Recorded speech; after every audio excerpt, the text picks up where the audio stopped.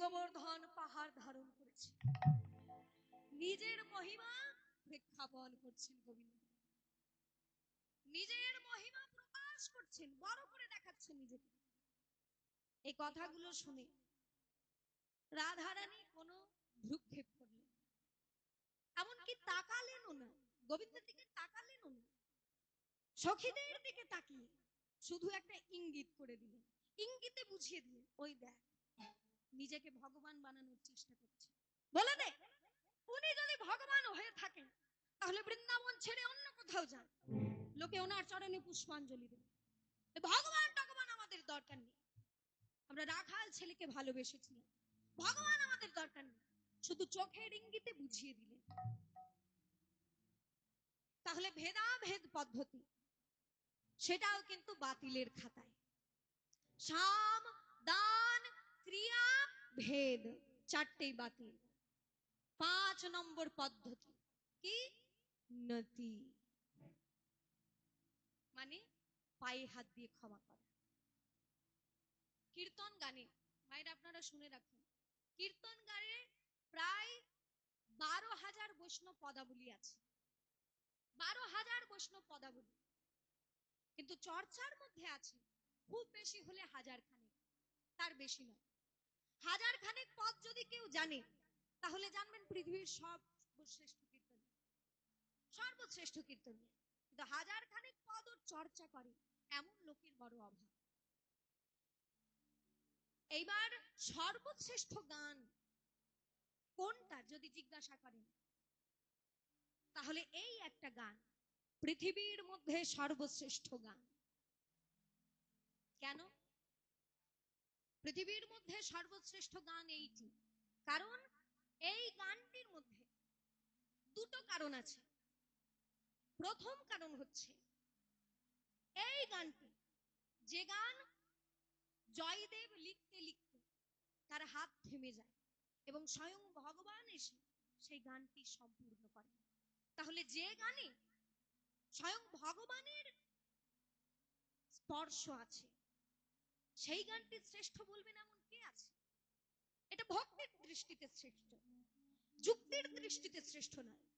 যুক্তিবাদী কখনো বিশ্বাসই করবে না ভগবান এসে গান লিখে দিয়ে গেছে, কাজেই এটা ভক্তির দিক থেকে শ্রেষ্ঠ।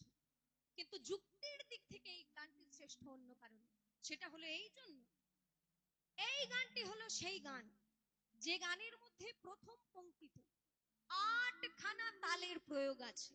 8 খানা তাল আপনারা কোথাও দেখাতে পারবেন না, কোন গানের মধ্যে 8টা তাল প্রয়োগ হয়েছে কোথাও দেখাতে পারবেন না, একমাত্র কীর্তন গানে এই গানে এই পংক্তিতে এই পদের মধ্যে 8 খানা তাল আছে। রবীন্দ্রনাথ ঠাকুরের অনেক গান আছে 3 খানা তালের প্রয়োগ হয়েছে, 4 খানা তাল প্রয়োগ হয়েছে, তাকে বলে তাল ফেরতা। কিন্তু সেটা নয়, একটা পংক্তির মধ্যে একটা লাইনের মধ্যে 8 খানা তাল প্রয়োগ হয়েছে একমাত্র এই পদে। পৃথিবীর মধ্যে সর্বশ্রেষ্ঠ গান এইটি।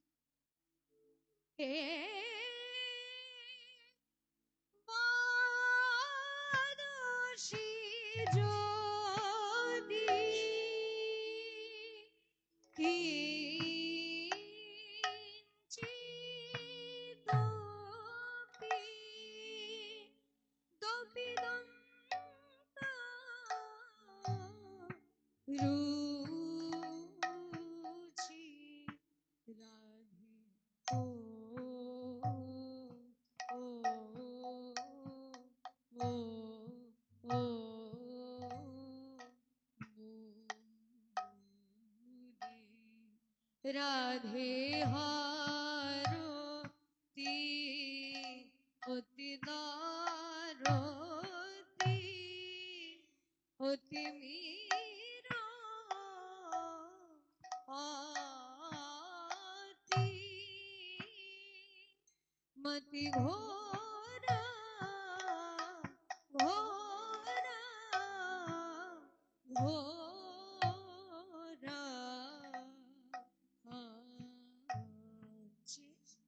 বাদশি যদি।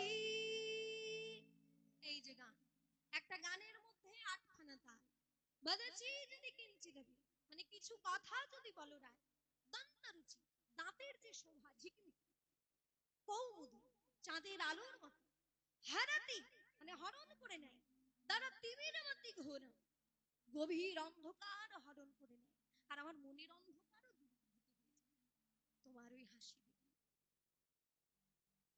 সপদি মদনানলো দহতি মম মানুষম, সপদি মদনানলো দহতি মম মানুষম, দেহি মুখ কমল মধুপান, জয় রাধে মুখ কমলের মধু দাওরায়, মুখ কমলের মধু দাওরায়, মুখ কমলের মধু দাওরায়, মুখ কমলের মধু দাওরায়, সকল জ্বালা জুড়াইবে মুখ কমলের মধু দাওরায়, আমি জ্বালা জুড়াইবে মুখ কমলের মধু দাওরায়। গোবিন্দ বলছে রাধে, তুমি আমার উপর রাগ করেছো, আমার বিশ্বাসই হচ্ছে না, আমার মনেই হচ্ছে না। সত্যি যদি আমার উপর রাগ করে থাকো, আমাকে আঘাত করো, আমাকে শাস্তি দাও। কি শাস্তি দেবে জানো? সত্যমেবাস যদি সুদতি ময়ি গোপিনী, সত্যমেবাস যদি সুদতি ময়ি গোপিনী, দেঘর নয়ন সরঘাতম, জয় রাধে। তুমি আমাকে আঘাত করে রাখো, নয়ন মানে আমার বিদ্ধ করো, আমাকে বিদ্ধ করো, তাতেও যদি আশা না মেটে আমাকে বেঁধে রাখো। কি দিয়ে বাঁধবে জানো? তোমার হাত দুটো জানো স্বর্ণলতার মতো, সেই হাত দুটো দিয়ে আমাকে আষ্টে পৃষ্ঠে বেঁধে রাখো। ঘটয় ভুজ বন্ধনম येन लरत खंडनम, येन वा भवति सुख जातম। এইবার সেই জায়গাটা বলবো, যে জায়গাটা লিখতে লিখতে জয়দেবের হাত থেমে যায় এবং স্বয়ং ভগবান আসে। স্মরগডল খণ্ডনম, না, আমি লিখতে পারবো না, আমি লিখতে পারবো না। আমি কিভাবে লিখব? গোবিন্দ বলছে রাধে, তোমার চরণ আমার মাথার উপর তুলে দাও। এইটা যদি আমি লিখে ফেলি, তাহলে বৈষ্ণব সমাজ আমার দিকে আঙুল তুলবে, সবাই বলবে জয়দেব, তুমি কি লক্ষণ সেনের রাজকবি নাকি ভক্ত কবি? যদি রাজকবি হয়ে থাকো, যা খুশি সব ব্যাং লিখে ফেলো, আমরা তোমাকে ক্ষমা করে দেব। কিন্তু ভক্ত কবি যদি হও, তুমি কেমন করে লিখলে, কেমন করে লিখলে? রাধারানীর চরণ গোবিন্দের মস্তকে রয়েছে, সমস্ত ভক্তের গুরু স্বরূপ হলেন রাধারানী। তিনি জগৎকে শিক্ষা দেবেন কিভাবে কৃষ্ণ সেবা করতে হয়। আজ পর্যন্ত কোথাও আছে গোবিন্দের মাথার উপর ভক্তের চরণ চিহ্ন কোথাও দেখেছো? কাজেই ভক্ত সমাজে আমি অবান্তি হয়ে যাব। এই সাহিত্য ভক্ত আর পড়বে না। কাজেই এখন লেখা থাক, লেখা থাক। পদ্মাবতী, তুমি আমাকে তেলের পাত্রটা দাও, আমি স্নান করে আসি। যেই না তেলের পাত্র নিয়ে জয়দেব চলে গেলেন স্নান করতে, এমন সময় স্বয়ং ভগবান জয়দেবের রূপ ধারণ করে এলেন। পদ্মা, স্বামী, স্বামী, আপনি আপনি এত তাড়াতাড়ি ফিরে এলেন। আর বলো না পদ্মা, ওই কবিতার একটা ছন্দ মিলছিল না, এখন এখন মনে পড়ে গেছে, তাড়াতাড়ি লিখি, তাহলে আমার যদি ভুলে যায়। তুমি প্রসাদের ব্যবস্থা করো। স্বয়ং ভগবান গ্রন্থ মন্দিরে গিয়ে তিনি অসম্পূর্ণ সেই পদ সম্পূর্ণ করে দিচ্ছেন। দেখলেন জয়দেব কত যত্ন করে লিখেছিলেন, স্মরগডল খণ্ডনম মম শিরসি মণ্ডনম। স্বয়ং ভগবান লিখে দিলেন, দেহি পদ পল্লবম, দেহি পদ উদারম। উদারম। ও রাধে, তোমার উদার চরণ পল্লব আমার মাথায় তুলে দাও, মাথায় তুলে দাও। স্বামী, প্রসাদ বানা হয়ে গেছে স্বামী, আসছি পদ্মা।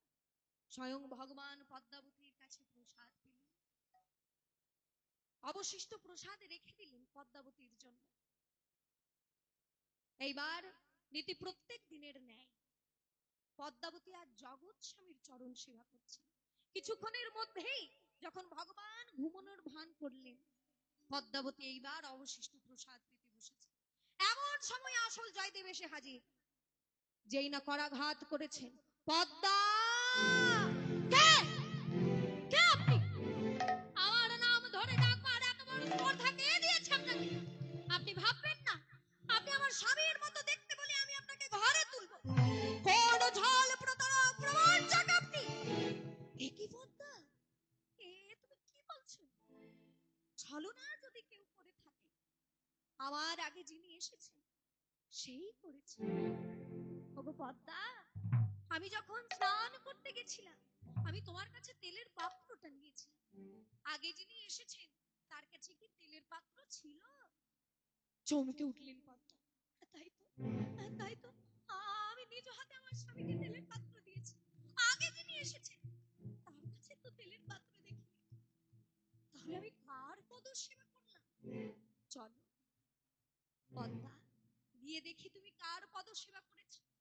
যেই না জয়দেব আর পদ্মাবতী শয়ন কক্ষে এসেছে, দেখছেন বিছানার চাদর বালিশ দেখে মনে হয় কেউ যেন শুয়েছিল।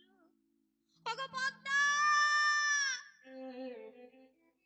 বিছানার চাদর বালিশ কেমন পদ্ম ফুলের গন্ধ ভরা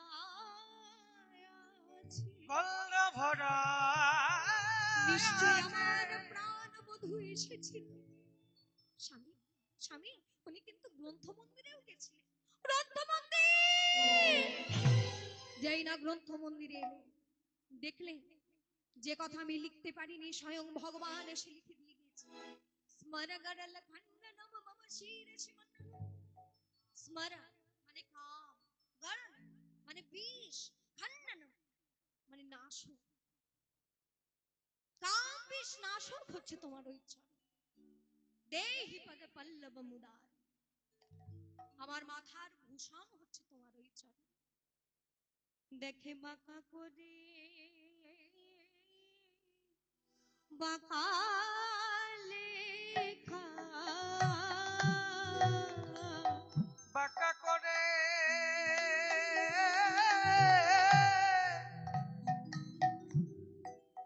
বাঁকা লেখা। স্বামী, স্বামী, আপনি প্রসাদ পাবেন। পাবো কথা পাবো। এতদিন তুমি আমার প্রসাদ পেতে, কারণ পতি পরম গুরু। আর আজকে তুমি জগৎ পতিকে স্বামী মনে করে তাকে তুমি অন্ন দিয়েছো। আর সেই মহাপ্রসাদ আজকে তুমি পাচ্ছ। দাও দাও আমার প্রসাদ দাও গো, নিতাই দাও গৌর দাও হরি বল।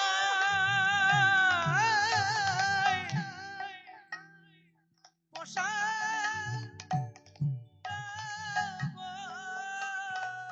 না, না না, আর আমি কলম থামাবো না, আর আমি কলম থামাবো না। আমি বুঝেছি আমার কলমের মধ্যে দিয়ে স্বয়ং ভগবান বলে যাচ্ছে, শুধু আমাকে দিয়ে তিনি লিখিয়ে নিচ্ছেন। আর আমি কলম থামাবো না।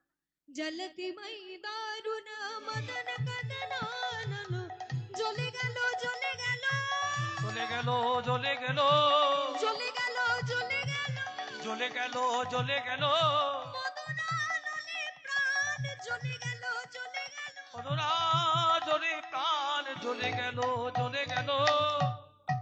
জলতি মೈ দারুণ মদন কদনানলো, ঘুরত তদুপাহিত বিকারম। এইবার পদ সম্পূর্ণ হচ্ছে। আপনারা জানেন পদ যারা রচনা করেছে তাদের নাম পদের শেষে লেখা থাকে, সেই জায়গাটাকে বলে ভণিতা। জয়দেব মনে মনে চিন্তা করছেন পদ্ম সম্পূর্ণ হলো, এইবার তো আমি নিজের নাম লিখব, কিন্তু যে অর্ধাঙ্গিনীর জন্য আমি গোবিন্দের প্রসাদ পেলাম, অধরামৃত প্রসাদ পেলাম, সেই ধর্মসঙ্গিনীর নাম যদি আমি না লিখি আমি যে অকৃতজ্ঞ হয়ে যাব। তাই নিজের নাম লেখার আগে সেই ধর্মসঙ্গিনীর নাম লিখেছি। जयति पद्मावती रमन जय देव कवि जयति पद्मावती जयति पद्मावती जयति पद्मावती जयति पद्मावती रमन जय देव कवि भारती भनितमति नाशम। কাজেই ভগবান শ্রীকৃষ্ণ রাধারানীর চরণে হাত দিয়ে ক্ষমা চাইলেন, কিন্তু তবুও রাধারানীর মান গেল নতি ৫ নম্বর পদ্ধতি নতি, সেটাও বাতিলের খাতায়। ৬ নম্বর পদ্ধতি কি? উপেক্ষা।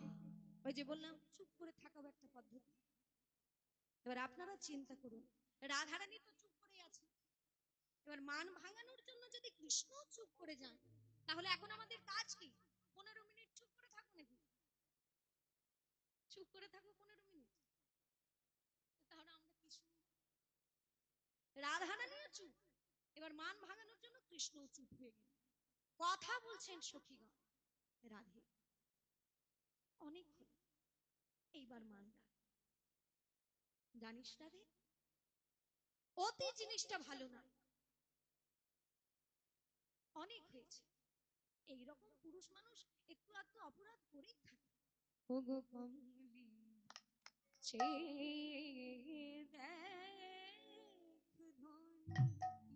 পদে চিন্তামণি গরাগো যায় ওগো কমলি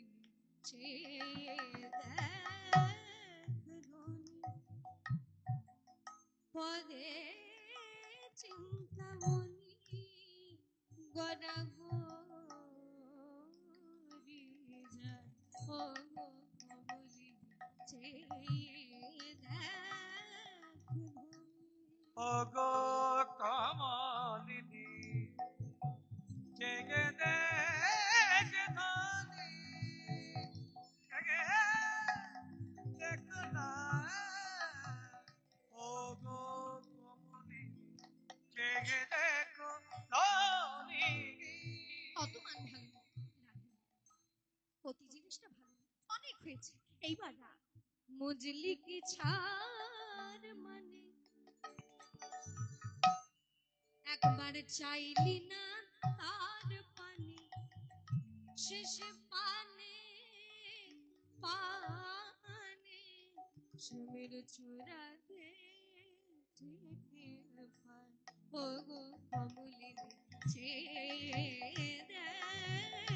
ধনী পদে চিন্তামণি গরাগো ওগো কমলিনী জেগে দেখো ধনী জেগে দেখো ধনী জেগে দেখো ধনী। তাই রাধে, তোর পায়ের কাছে কি আছে জানিস? গোবিন্দ। আর গোবিন্দের পায়ে কি আছে জানিস? সুরধুনী গঙ্গা। যে নদী পৃথিবীকে পবিত্র করবার জন্য স্বর্গ থেকে নেমে এসেছেন, তিনি হচ্ছেন মা গঙ্গা। আর সেই গঙ্গা সেই গোবিন্দের চরণ থেকে উদ্ভূত হয়েছে। সুরধুনী উদ্ভব যার পায় রাধে রাধে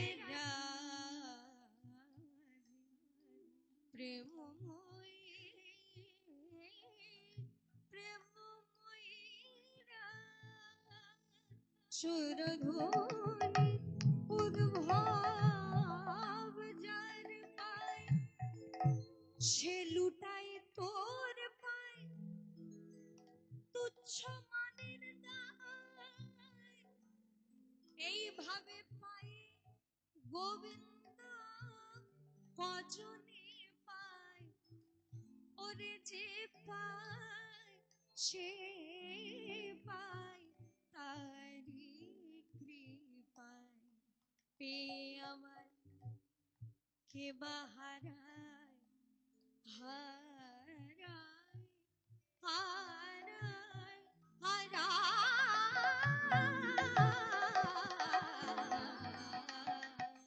কমলিনী দেখ ধনী জেগে দেখো